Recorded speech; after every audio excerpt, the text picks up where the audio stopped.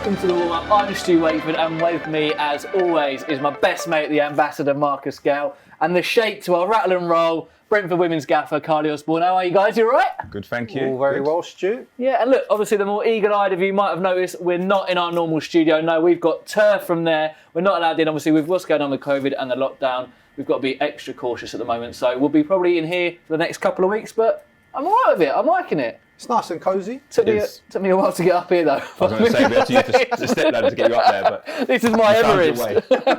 How are you, baby? It feels like ages since we've been together. Been all right? Yeah, too long. I've been good. It has been a few weeks. You guys have done your bits and pieces, but I haven't seen any of you for a while. Missed you. Yeah, well, you've been busy anyway, cooking. I have. Might as well start doing something with my time. I've seen him cook. He's going to leave us for MasterChef soon, isn't he? That's a good chat, you know. Yeah, what, for another challenge? On there, yeah. What? No. I mean, he wants a media manager, everything at the moment, doesn't he? He's going to be gone. I bet he doesn't do the end of the season with us. He's going to be on Match of Day or something by the end of the season. I'll finish. I've started, so I'll finish. Yeah, all right. Cheers. That's another quiz show. Missing the girls? Obviously, they can't play at the moment. Yeah, no, I am. Looking forward to when we can get back to training and get back to kind of some sort of normality. But they've been doing bits at home and doing some work, so shouldn't be too bad when they get back. Ambassador, what have you been up to? I've been doing a bit of yoga, you know. I've got back into my yoga. I was into this proper. Yeah? Well, you into it and you're a player? No, not when I was a player. I wish I did. Yeah? I only wish I did. But yeah, of late, I've got back into it the last 8 or 10 days. What's your favourite pose? Just lying on my back. Can't joke you. What's it, pigeon? I've done it. 30 days with Adrian. Downward dog. Down dog. You were doing it in first lockdown, weren't you? Yeah, I was doing the first lockdown. You did all the cliches, didn't you? Absolutely every one. I was there every time, Instagram, every post. Right, before we get started, as we are here in the new retail store, it's also a big day today because this is actually being recorded in the past, but when people are seeing it, guys, it's Friday and it's Black Friday, which means all the bargains are about. You guys have picked a couple, haven't you? What are you gone for? Go on, Karleigh, you start us off. I've gone for this little beauty here. Oh yeah, that is actually the 80s KLM jacket. And I can tell you, Karleigh, the deal on that is fantastic. Just under 20% off, that is £40, reduced from 48. You used to wear that, didn't you? Yeah, I used to use that. Yeah? Back in the day, yeah. That actually one, oh. Kept you bad. warm. I like that, a lot. Deal. Ambassador, what have you gone for? I've gone for this retro. You've brought your old match shirt. Yeah, schoolboy shirt. Many years ago. But that is the 71-72 long sleeve retro shirt. Another great deal. There's 20% off on that. £28 down from 35. I've gone from this. I've gone for this. The school bag. My school bag. The midi retro bag. $12.99 from $16.99. 25% off. Quick maths, that is. Oof. That is good maths. That used to match your hair as well, didn't it?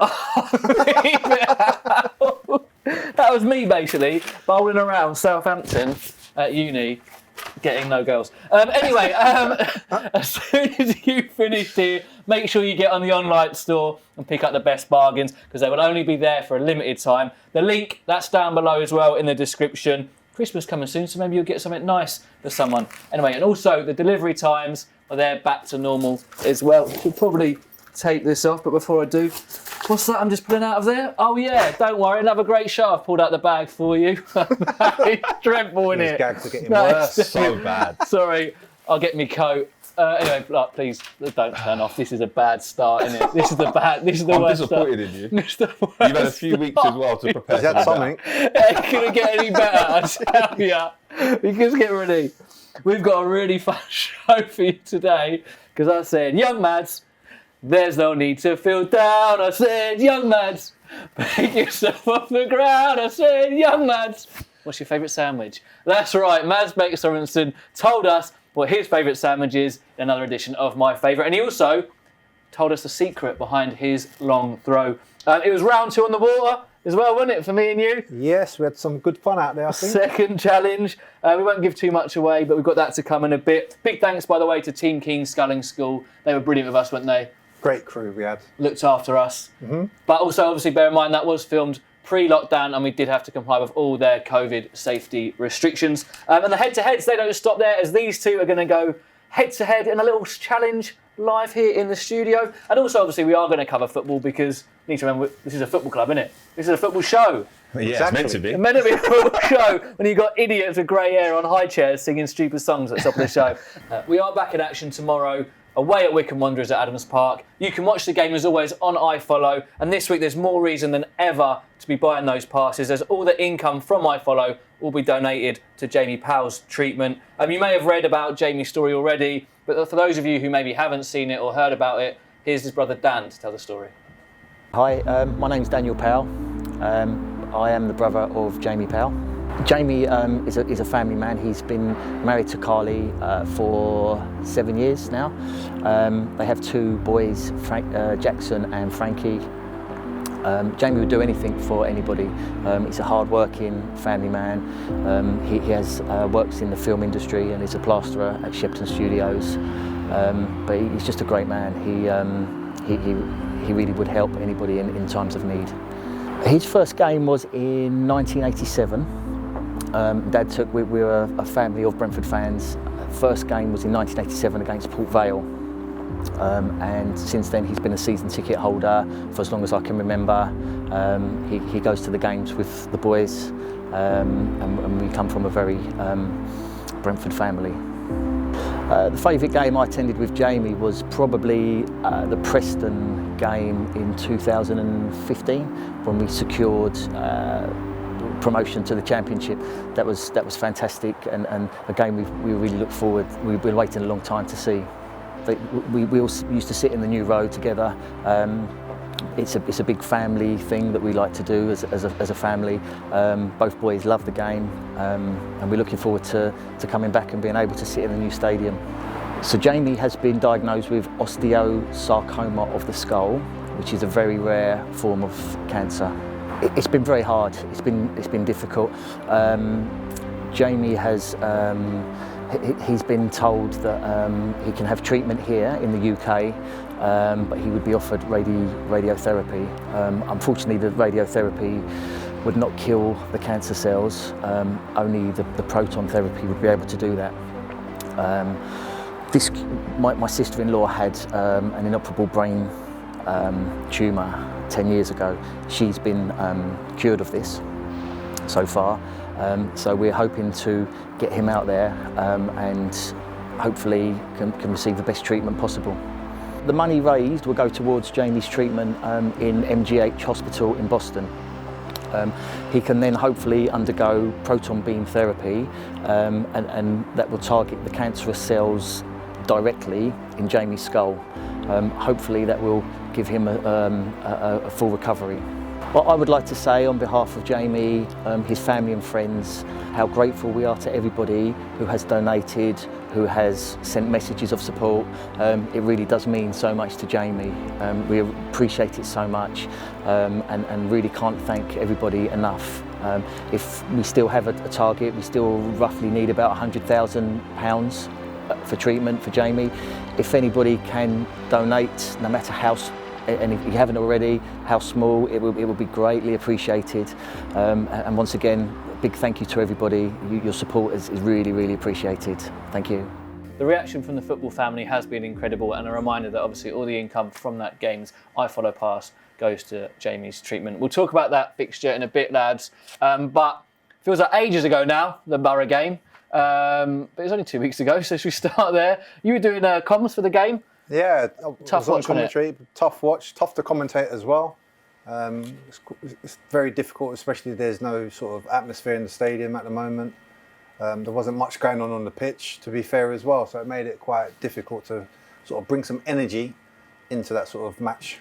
Do you think that was because of Borough's tactics on the day and the way they played? Yeah. Not saying that's a bad thing, because obviously Neil Warnock's incredibly successful manager. Yeah, there's a classic Neil Warnock team performance.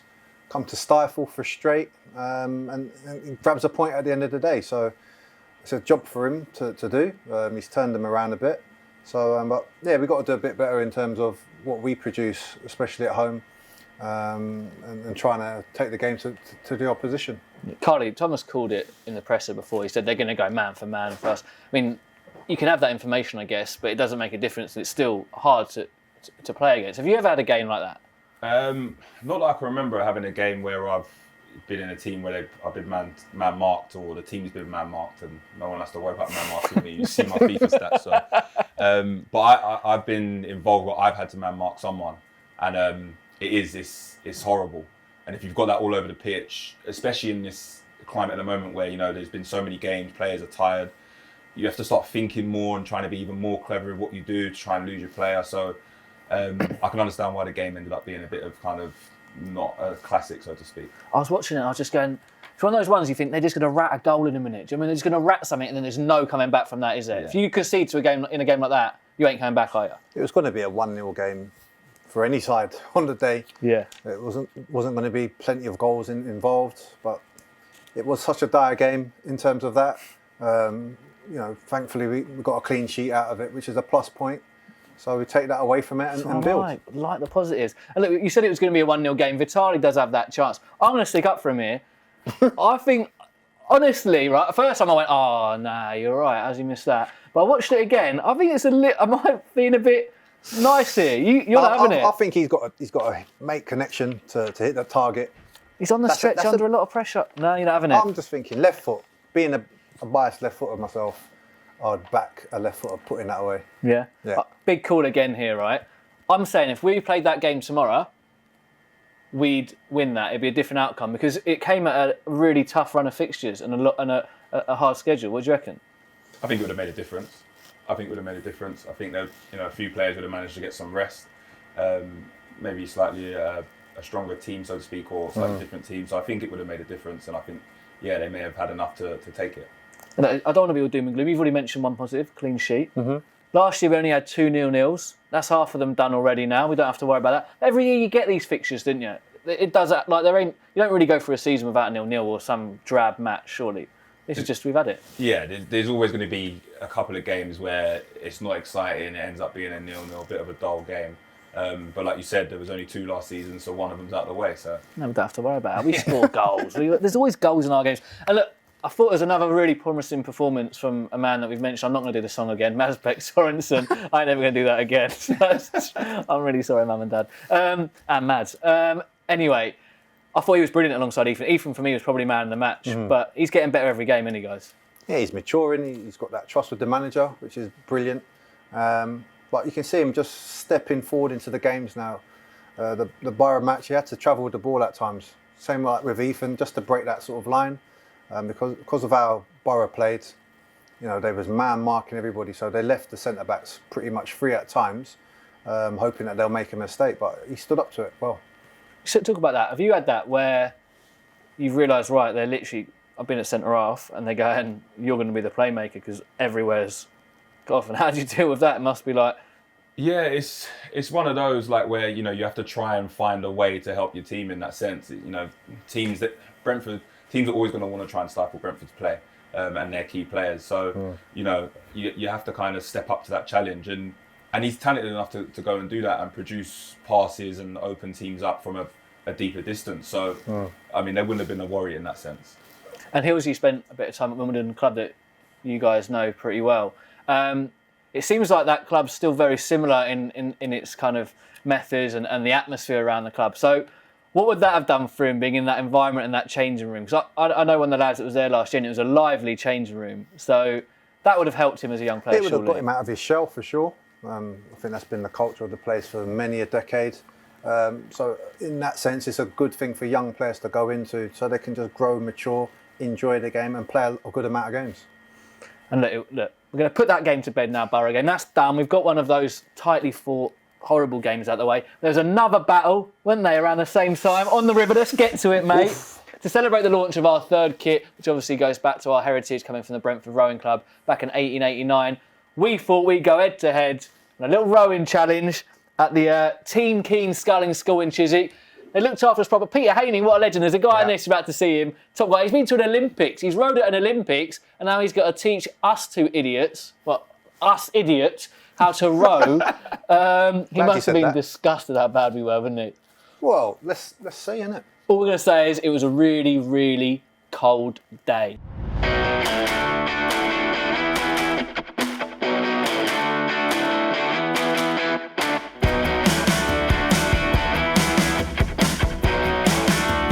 Hello, mate. You all right? Yeah, morning. It's a bit fresh, isn't it? It's bright and early. So obviously to go alongside the new launch of the third kit with our history at the rowing club, we've been given a challenge to go head to head on a rowing race on the river. I don't know how this is going to go. You ready? I'll have to be, yeah. You look ready. I'm not feeling very streamlined, so I feel I need to get changed. Right, that's better. That's a proper rower, isn't it? It's a bit cold. Hey, it looks good on you though. Well, look, mate, we're not doing it alone. We've got 3 people with us, so we'll be all right. Should we go? Yeah, let's go. Legs square.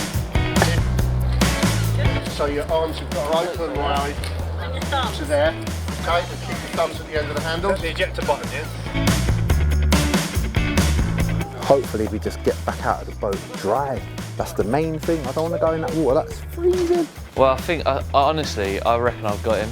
Like, I reckon I'm going to smash him. He's got the technique. I'm just going to go out there and just smash it as quick as I can. I think I've got to put all my trust in that crew. So I need to go with the experienced crew, I think. I'll be safe. It's all about strength.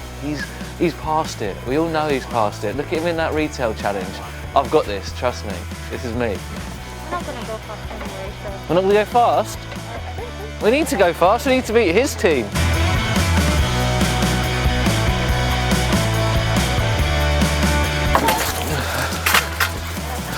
Go on, mate! So far, so good. And never wear boots that you can't get off. Ooh. Oh, my little leg. I can't get my little leg up. Ah. This is the winning boat, Luke. This is the winning boat. Oh, no. Oh, no, sorry.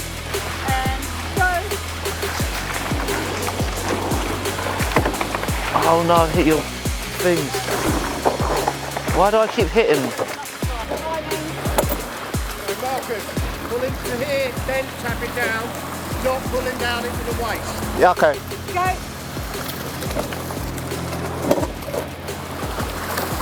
Remember, get the blade in, lift the hand to the catch, yeah? Yeah.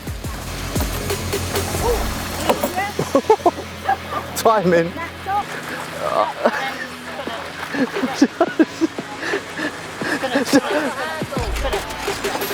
Jeez, how did that happen?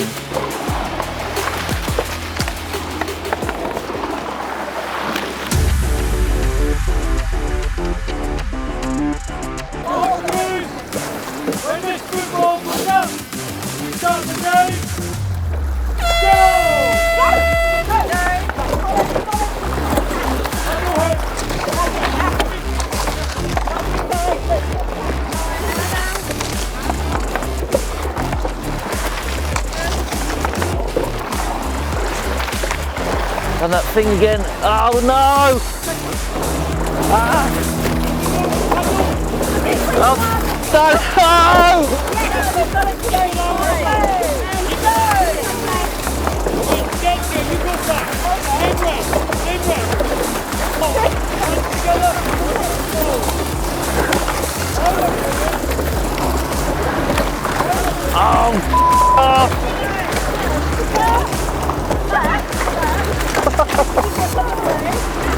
Any danger, Watford?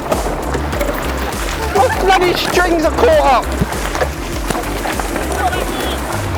Ah, the string caught up. Right.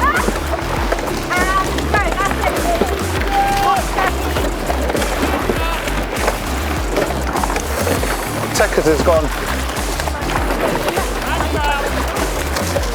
I've done that thing again. Yay!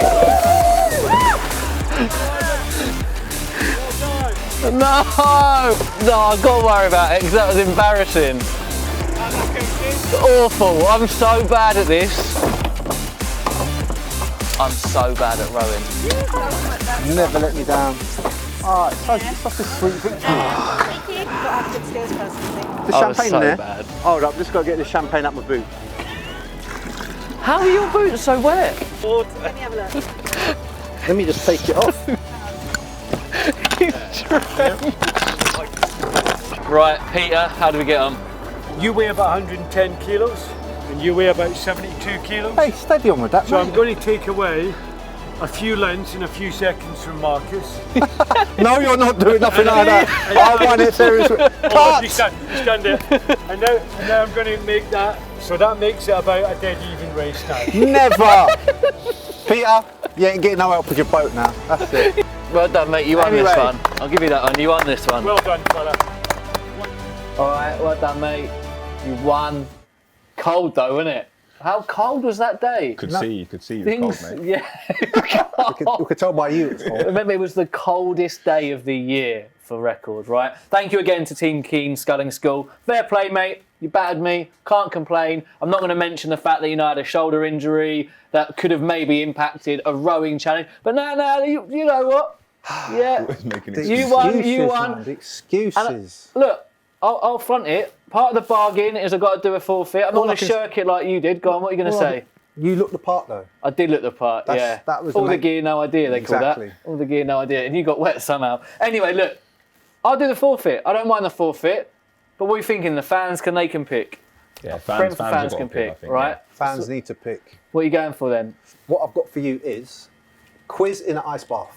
Yeah? So you can't get out until you've answered 3 questions correctly. And I don't like the cold, but luckily I'm a genius. Go on then, Karleigh, what you got for me?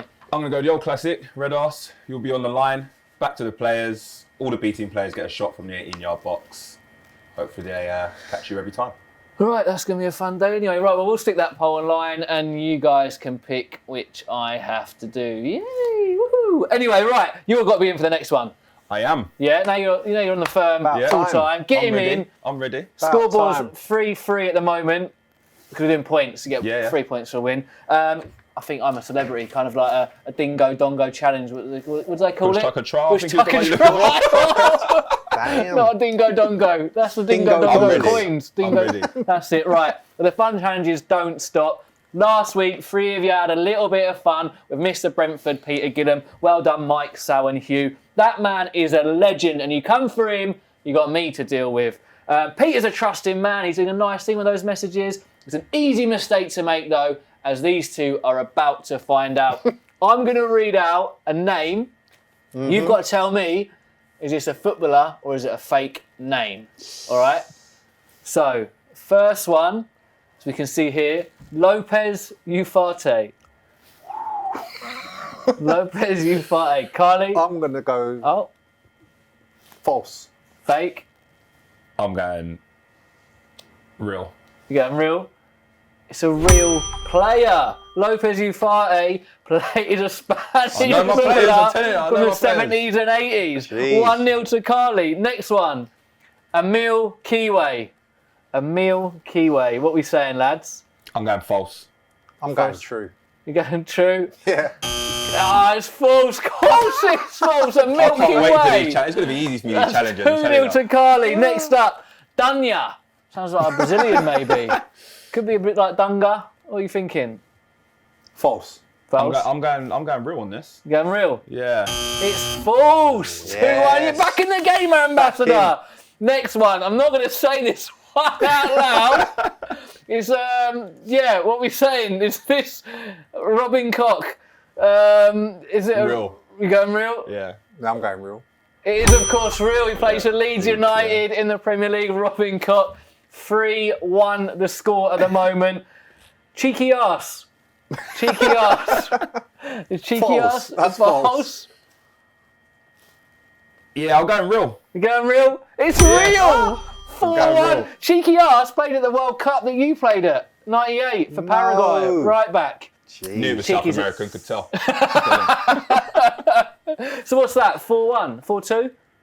I don't know. 4-2, You're winning by a lot. I'll give you an extra point. Right. 4-1. Wet farts. What are you saying? You place the bath. Real or false. fake? I'm going false. False. You need it. False. It is false. It's a doctor's name though, apparently. Wet Wow. farts. Get on there. What is this? Rod Fanny. This is our last show, isn't it? Rod Fanny, what are we saying? I'm going real. Going real? Yeah. Yeah, true. It is true, based from Marseille. Yeah, no one would have made that up. Yeah, come on. I mean, that'd be a bit too route one, wouldn't it? Next one. Pepperoni. Pepperoni. Not having it. Not having it? No. True. You going true? Oh, fake. You're struggling, mate. Rubbish. On the similar theme, canned tuna. No, Great I'm name. false that as well. False? False for me. False. It's a real player. Played Germany, Hanover. Who named their kid that? And then last one, Mark the Man. Jamaican, isn't it? Mark the Man, what do you reckon? Oh, man. Yeah, literally. True. I'm going Both true. going true. It is true. Belgian midfielder, played for Anderlecht. Told you I know my footballers. Yeah, you know, I don't know what the score was. Luke weren't keeping the score down there. He just had a lie down. You I've lot won. can't see. That was a bit of Chilling. fun. But First Karleigh did win. It's an easy mistake to make from Peter, wasn't it? It was an easy mistake, but we had a bit of a laugh about it as Yeah, well. got to have a bit of fun with it. Right, and talking of fun, I had a lot of fun with this man. Young Mads, I'm not doing it anymore, don't worry. Mads Bech Sørensen, he told me about his favourite things.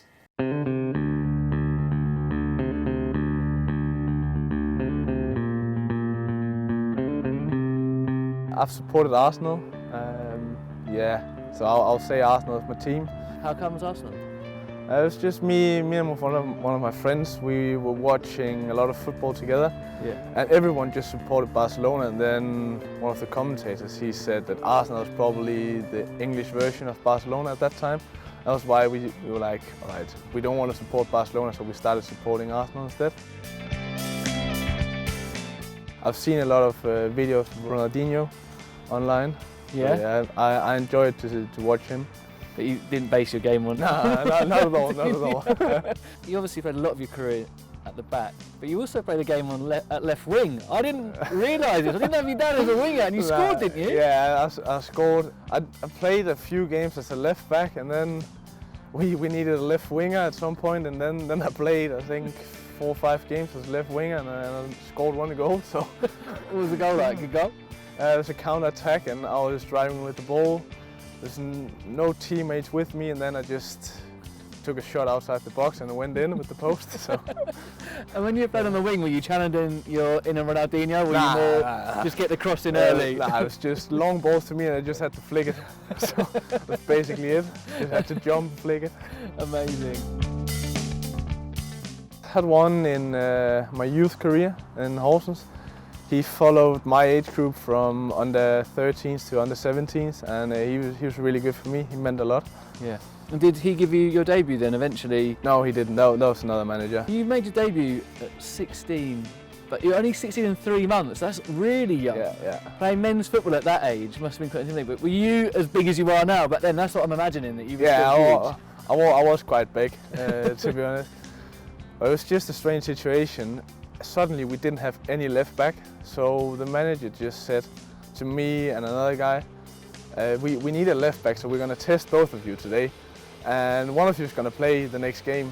And then suddenly I played the next game. Did you just play out your skin that training session? You were just... Yeah, I just did everything I could. You weren't tempted to just like injure him or anything? Nah. I enjoy to watch tennis, and I enjoy to play it as well in the summer. When I was younger, I played handball as well. I was quite good at it, but when I was 13, I had to choose between handball and football. It wasn't a hard decision, but... So do you think that's why you've got such a good long throw? I don't think so. I think it's just me, my mum and my dad. Every time we went to the beach, we were having this competition to see who could throw the stone the first away. And by quite a young age, I just beat my mum and dad. So my dad was like, we need to test your throw. So we went down on the pitch, and I just threw the ball. It was quite long, so we started to practice a little bit, and then obviously I've had a few sessions with Thomas Grønnemark, who's at Liverpool. Oh, I know the guy. Yeah. He's one they brought in as coach. Yeah. Because your throw's quite flat as well. So is that a real technique that you've learned from the guy at Liverpool? Yeah, he taught me a few techniques, and I think I gained like 5 meters in my throw, so it was quite good. I enjoyed math quite a lot when I was younger.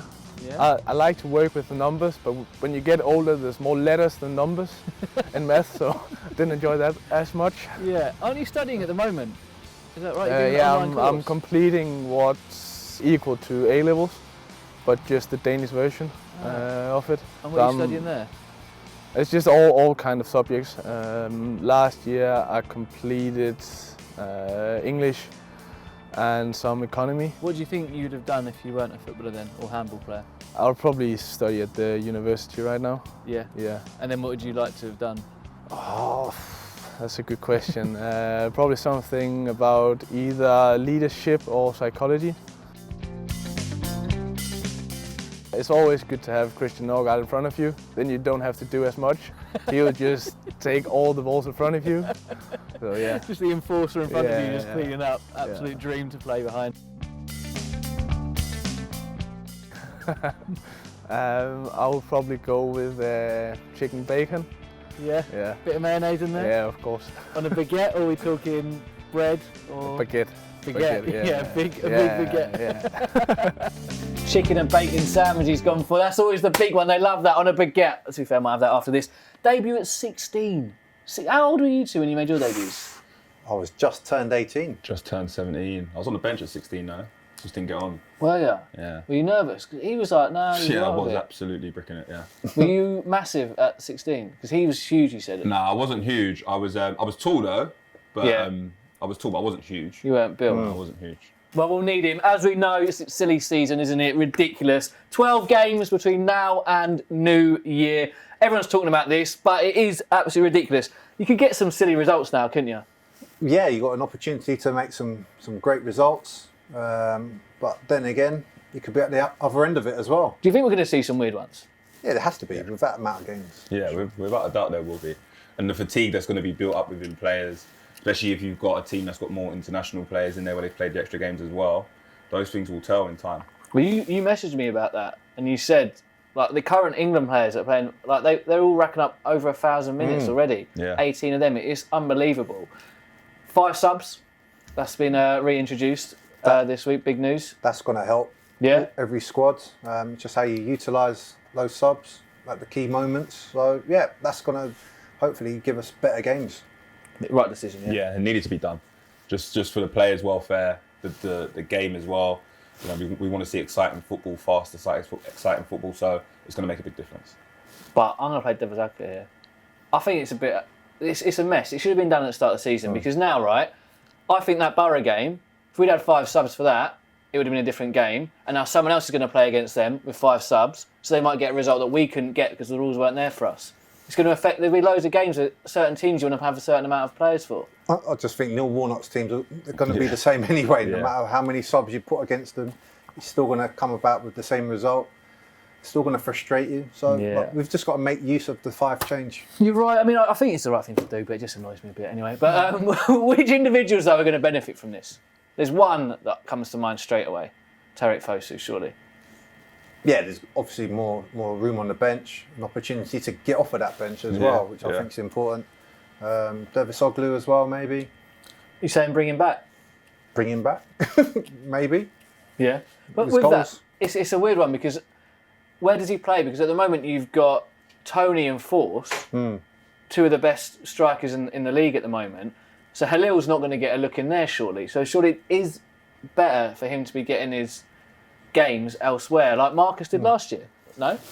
Yeah, I mean it is, but I think with kind of the climate and the way it is, with with so many games being played and you're seeing injuries and things like that already, you're gonna need to have that backup there ready to go. And with the 5 subs, a lot more people will get their chances now. So I think he will benefit if he did come back. But of course, you do want your players to go and get their experience. But you got to think about the club first and foremost and what's here. So that's a decision they're going to have to make. And the other big thing you talked about strikers and Marcus Force scoring in midweek, unbelievable. That was so good to see him scoring against France or Finland. That's obviously going to then. We know what's coming now. We've got to play both. We've got to play both. But these are the serious questions, isn't they? Yeah. But with this fixture congestion, 3 games in 6 days, which is ridiculous again, can we do that this week? Or do you need them both to maybe play on their own up front? I'm sure the staff they've had that conversation about how to go through this next phase of games, tough run of games, how to utilise that squad effectively. You've got 2 great strikers that can score goals. Is it worth putting them both at the same time, or do you just play one off each other? Tony might have to get a rest because he hasn't had a rest at till this point. Yeah. Can Marcus come in for 3 or 4 games? I don't know, but this is an interesting one for the manager to look at, but it's about game management now. How do you manage that squad in terms of the games that are coming up? Who'll be making those decisions? Is it like medical staff these days? A lot of the time, they won't make it. They won't make it alone. But there'll obviously be conversations between the kind of two groups. At the end of the day, the manager's going to want to look after his players, but give himself the best opportunity to go and get results. And yeah, there's a massive fixture congestion, but at the same time, it's a great opportunity to go and get back-to-back results in a quick succession. So that will be something that will also, I would imagine, they'll be thinking of as well. You know, if you've got two strikers who are on form at the moment, going to get you goals kind of week in, week out, Saturday, Tuesday, it's a great chance to really go and kick on and maybe start to produce a gap if you can get that winning run going. And Pontus, we've seen footage of him back in training this week. Don't know if he's going to play on Saturday or we don't know at the moment. But what will that do to the squad? Not just on the pitch, but I know we've seen what he does around it, but just as a boost for everyone, him being back in the fold. It's a name on the team sheet that will make the opposition sit back a bit. A big obstacle to get around as well. Big guy, but very comfortable on the ball. Leadership qualities, as we know. And he's got that added experience of being an international, so that's going to definitely help us through this sort of congestion. And you said as well in your message, you do a lot of work outside of the day. Really like that. You need to raise your game a bit, if I'm being honest, Karleigh. No pressure. But look, you did say we've got now until March though, where we've just got a straight run, no silly international breaks again. So we can settle in, can't we? And we can really, the season now is going to take shape, surely. Yeah, because there'll be more settled teams. We hope with no internationals, but we really have to try and push and make sure that we capitalise on that period really, running into the end of the season. Then the thing that we forget about, window opens in a month. That's a good point, yeah. I forgot about that. I thought it was only just shut, and it's like it's going to open again soon, isn't it? But to be fair, I don't know about you guys. It might be because of the finances at the moment. We might see a quieter window. Hopefully, our lads are left alone. But that's another day. We'll get nearer the window. We'll talk about that. But right, 3 games: Wycombe, Barnsley, QPR. How would you two play it then, selection-wise? It's a good question. Are you looking, right, the sentiment of the QPR game and thinking, well, because that's a derby, need the lads fresh for that one? Or is it just another game? It will be in the back of your mind, but I think it's such an opportunity coming off the international break now, and I've said it already, but those 3 games, if you can go and get 6-9 points out of that game, you make a massive statement just running into it. So for me, I would personally try and go all out for all 3 of them if I could, for sure. So you wouldn't rest anyone at Barnsley in the middle? Would you just go bang, see if we can get through it? I think I'd go for it. Maybe 1 or 2 changes maximum, but for me, I'd try and keep it and try and keep it a bit settled. For me, I think there's a couple in there that probably need to step their game up to stay in this team as well. I think the beauty of Marcus Forss is he scored on his international debut. That's putting Thomas under pressure now. He's got to find a space for him in that team. And if he does do that, does the shape of the team change as well? Currently, we've got 2 wingers. Yes, Brian, he sets up a lot of goals for us. Sergio on the other wing, he needs to get involved with that as well. He plays an important role in goals, like we saw at Luton. He's involved with both of those goals there, but I think neither of them can really say, right, you know what, that's my spot. So with that being said, it's a tough one for the manager. Can we just go and look to get the 9 points out of those 3 games with the strongest side that we've got available? As players, do you think you could do all 3 90s? You don't even think about that as a player. You just prepare to play every game. It's like a normal season. You just prepare to play every game you can, every minute you can. So that won't even be a thought for players. The hardest set of 3 games is the Christmas period. Yeah. Those are the 3 games that test anybody. And is that physically or just mentally and physically? Because everyone else is doing their thing and that. We've got 3 games in 6 days. Yeah. It's a tough one to get through, especially when you get older. Well, look, the first one's Wycombe. You've seen them already. Obviously, played them in the League Cup at the start of the year. They were in our faces when it was a bit like Boat, but they were proper in your face. You could hear Ainsworth on the side, press. Is that going to be the same again, even though they're at home tomorrow? It's going to be difficult again if Adebayo's playing. Yeah, you know him too well. He's going to cause some problems. So it's just how to deal with him. and that ball comes up into him, we'll probably just stop it at source. How do you do him? You've played with him day in, day Yeah, out. I've had a few battles with him. You got to be clever. You can't fight him because 9 times out of 10 you're going to lose that battle. Is that based on his FIFA stats? Yeah. Don't let that lie, will you? Give it up, mate. So you know you got to be clever. Try and keep him under the ball a bit if you can. Don't let him feel you, so he has to keep trying to guess where you are. And of course, get a screener in front of you. There's no problem with not having too much pride and understanding that you're not going to go and win every header like you normally would. He's a different kind of player to deal with. So get a screener in front. That's what that would be my advice. Definitely. And then Barnsley and QPR. That QPR game is huge. Like, it's got me excited because I felt like there was a bit of a lull in football. Do you know what I mean? We're at that part of the season. By the way, I want to get on this, right? You know, Peter Gillam doesn't say their name ever, right? I emailed him about that game, thinking, this is like work stuff. He'll say the game. He wouldn't even say his name in a personal email exchange between the two. I was like, absolutely love that. And obviously for that game, we're looking at maybe doing a live broadcast. We're not going to be doing that, unfortunately, but we will be here again next Friday from 6 p.m. I believe as well we've infiltrated your calendars. We've got inside the membrane or whatever it is. I don't know how we've done it. Someone clever did it for us. But now you get a reminder on your calendar, 6 p.m. next week. We'll be doing another warm-up show.